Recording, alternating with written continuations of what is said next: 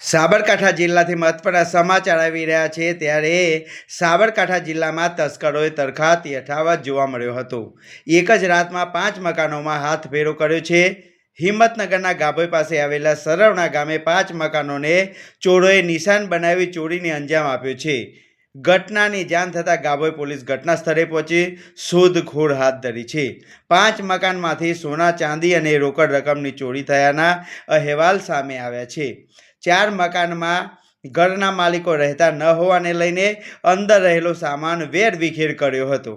એક મકાનના માલિક બહાર ગામ ગયેલ હોવાથી રોકડ રકમ સોના ચાંદીના દાગીનાની અંદાજિત 1 થી 2 લાખની ચોરી થયાનું અનુમાન સેવાઈ રહ્યું છે।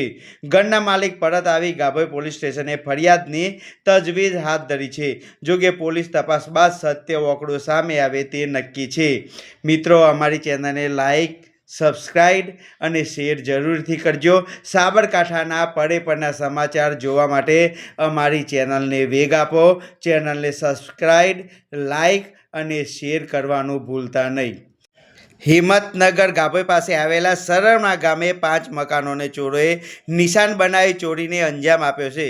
રાજ કમલસિંહ પરમાર, સાબરકાંઠા।